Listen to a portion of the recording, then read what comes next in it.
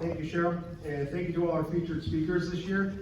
Hillary Dubois Farquharson, Amanda Sandoval, Gabrielle Sullivan from High Point Treatment Center, Jim Pauley from the NFPA, and Lieutenant Matt Warren from Sutherland Fire. Outstanding presentation, Matt. I'd also like to recognize Ann Gilligan from DESE, who's also joining us. Ann, thank you.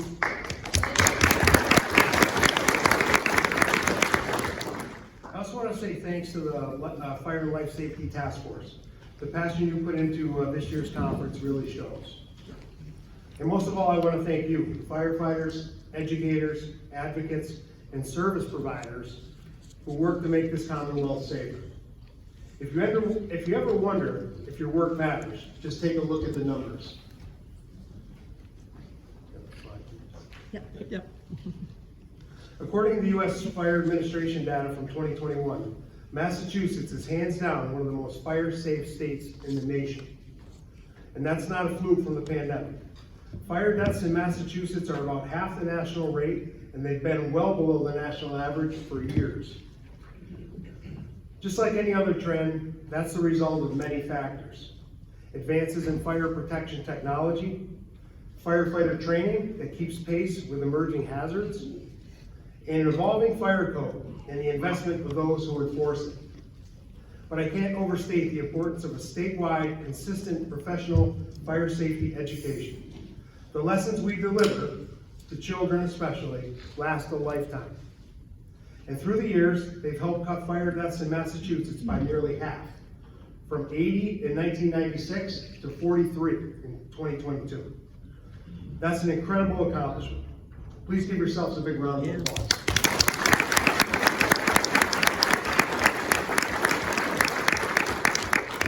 But this is no time to rest on our laurels.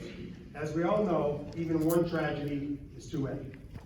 The best way to keep this trend going is to ensure that fire and life safety education continues uninterrupted.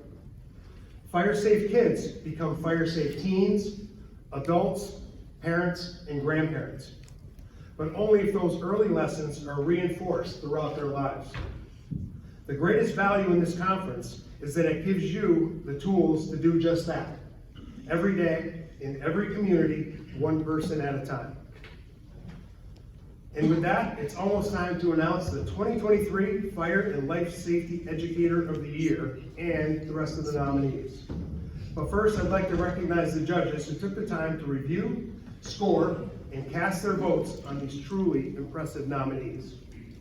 Thank you to Natick Fire Chief Jason Fursky, representing FCAM, Brockton Deputy Chief Eddie Williams, representing FPAM, Captain Katie Harrington from Worcester Fire, and Julie Bergeron and Cindy Willette from DFS. Would you kindly stand for a round of applause, please?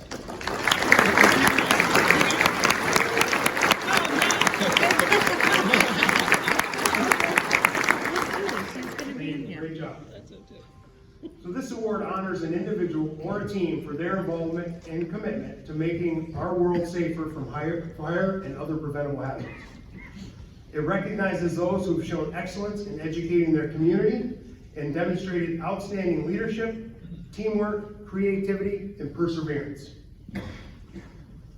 First, we'll call the runners-up to present them with certificates and take a quick photo, followed by the Educator of the Year. Can I ask Captain Dave DeMarco to come up to the stage to assist me, please?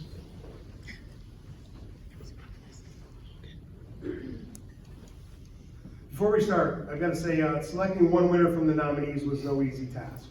Each of you and your department should be very proud of your accomplishments and your nominations. It's a sign of your colleagues' deep respect and appreciation, and we are all grateful. As Cheryl calls your name, please come to the stage so we can recognize your accomplishments. Thank you. Thank you, Marshall. From the Bellrica Fire Department, Captain William Paskowitz.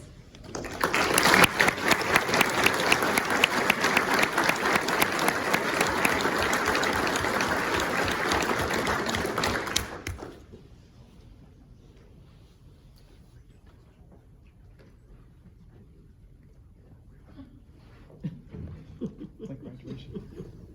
Congratulations. Congratulations. Congratulations. Congratulations. Congratulations. Congratulations. Congratulations. Congratulations. Congratulations. One more for social media. Twitter page. Paparazzi's moving slow.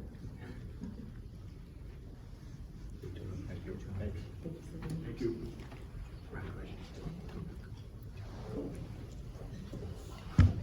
From the Nantucket Fire Department, Captain Joseph Townsend.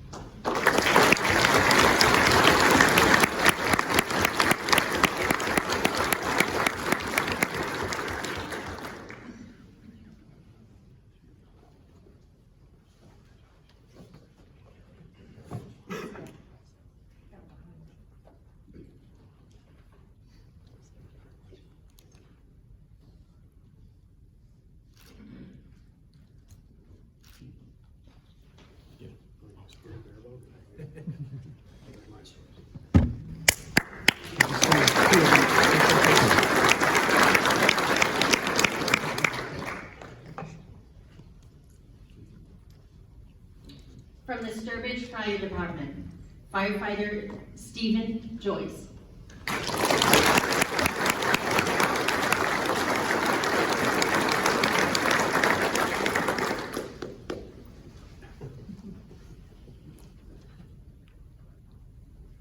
Still getting dressed. Take as much time as you No rush.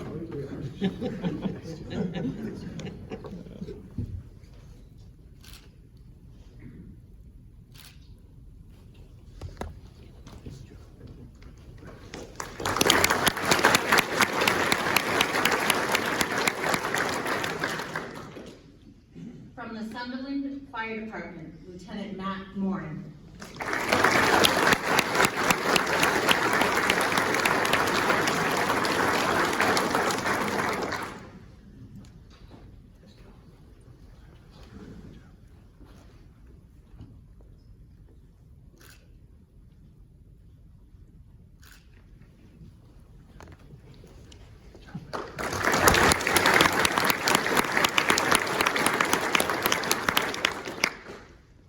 Unfortunately, the 2023 Fire and Life Safety Educator of the Year, Maynard Fire Department Captain Mike Parr, could not join us today.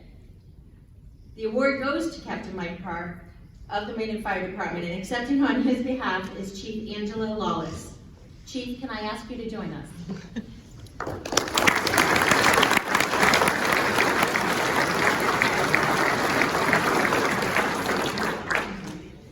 Captain Parr's public education push was on the rise before the COVID-19 pandemic, and he didn't let that crisis derail his efforts. He launched a YouTube channel for the department and started a video series called This Old Firehouse. Another thing he did that we find out today, he even wrote a book, a kid's book. To educate and inform the community, he wrote, produced, and published videos blending fire safety information and department operations. He used the same platform to educate real estate agents and homeowners on 26F requirements for smoke and CO alarms. Historically, Maynard Fire would do a mass presentation to elementary school kids on fire prevention. Captain Parr recognized that it wasn't realistic to present that much information to that many kids in the amount of time available. So he altered the format, developed age-appropriate presentations, and delivered them to classroom-sized groups to maximize communication with his audience. For the older kids, he designed a Jeopardy-style game, complete with buzzers, that brought a level of competition to the learning process. Chief Lawless says it was a huge hit. Older adults are at greatest risk for fire at home, and Captain Parr has also increased Maynard's life safety outreach to this demographic. He contacted the Council on Aging and elder housing complexes to understand their needs and offer his services. The process has brought crucial education to a vulnerable population, not just fire safety, but accident and injury prevention as well. What's truly remarkable is that Captain Parr has taken on these responsibilities in addition to his day-to-day work as a shift commander. He truly embodies the work, initiative, and community spirit of the Fire and Life Safety Educator of the Year. Thank you very much to Chief Angela Lawless for accepting this award on behalf of Captain Mike Pop.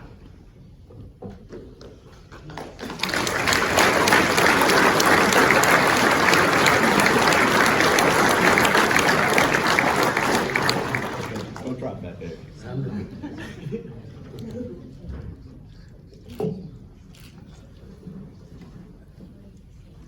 Just one more.